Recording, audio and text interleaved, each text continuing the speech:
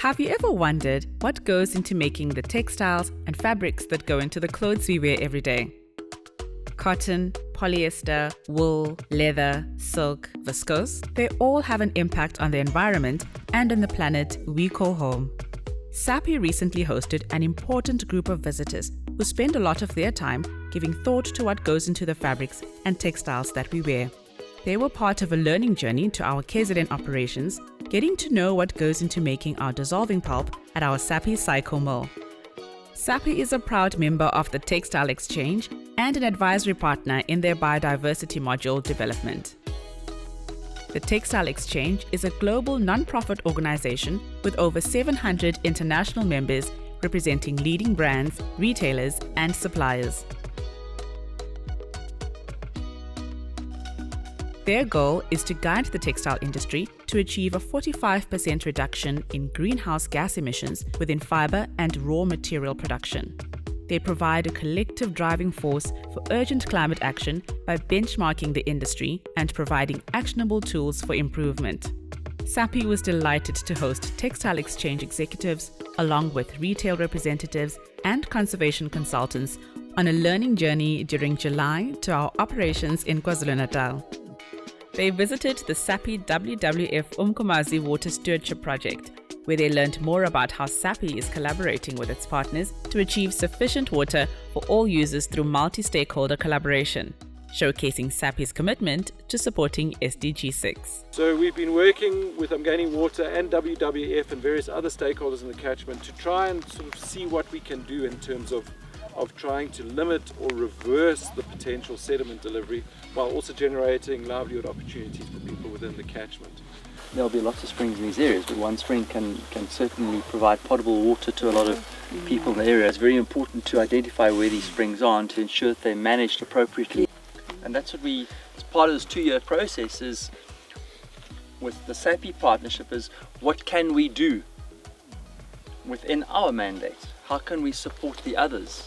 And try to figure that out together with them, not just communities and NGOs, but the local municipalities. There's a lot of energy in the catchment, trying to make sure that we're in the strategic water source area. We spoke about that initially, making sure that we're securing the strategic water source areas, making sure that these areas are functional and ecological infrastructure is secured, and it remains functional in order to secure water for communities and industries such as Psycho at the bottom of the catchment and other actors within the landscape. Working with communities to improve the grazing, improve this, also helps the conservation areas up there. Pulling this together and getting the whole landscape managed properly really takes a burden off the conservation areas. This project now is all about sustainable landscapes so that we can stabilize and secure water into the future.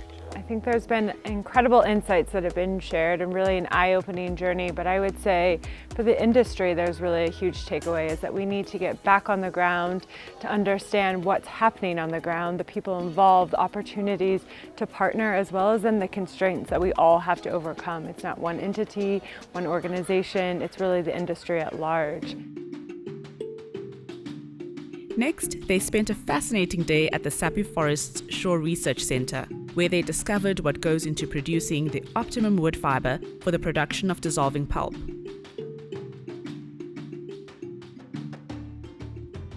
In southern Africa, we have a single sawmill. Then we have a pulp mill that uses bagasse to make its product. We then have 3 other mills, Tugela Mill north of Belito. We have Cycle Mill, which does dissolving wood pulp, and then we have the Bugwana Mill, which does a combination of dissolving wood pulp and your paper and your craft, etc. etc. Clones. So these are not clones or varieties that have been selected yet, but ones that have potential. And we bring those into culture with the idea of bulking them up and then establishing 1 hectare blocks in the field. So it'll look like this in the nursery, where we'll maintain it to roughly this size. And what happens is we'll take a cutting and it'll look like this. One of the ways that we obviously propagate that, as you saw, through seed. Another way is through the micro-propagation. And the micropropagation often feeds into this pipeline, or we actually won't use that tissue culture, we'll just go directly into this. So we'll harvest that, we'll bring it, we have a log yard outside there, we will stack the timber, we'll dry it for 3 to 5 days. Their day ended off witnessing some of the biodiversity initiatives that Sappi Forests is involved in and explaining that we manage 7 nature reserves and 160 sites of conservation significance on our land, and what we do to maintain our forestry certification and the lengths we go to protect our valuable assets. So the greatest takeaways for me on this journey was just to see the whole process from the growing of the forests right through to the pulping of the fibre that goes into the viscose and lyocell industry, but it's been much more about that. I mean, we've obviously learnt about just the technical requirements to get the product to the quality that's needed, but what I've really appreciated is the connection to people and communities and the landscapes in which Sappi's sourcing.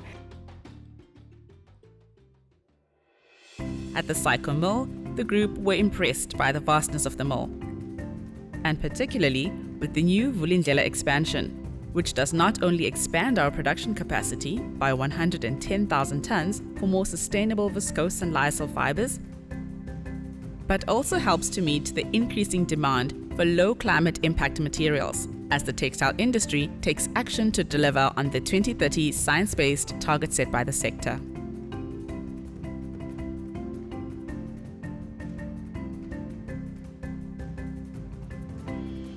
The learning journey for the group culminated at the Sappi Skills Centre, where they experienced the first-hand impact of what skills development means to the local economy and its people. The members of the group were very impressed by Sappi and its passionate people. One of the key challenges that we've now accepted is to see how we can find a way to really quantify and monetize even the social and environmental capital that a business like Sappi is building, apart from the usual carbon offset programs, but really looking beyond and say, if you buy viscose from Sappi produced pulp and you bring that through a supply chain to the consumer, what is that total social and environmental impact? And even look at how we can reward from a market point of view the programs that are driving this change in the environment as well as in the community.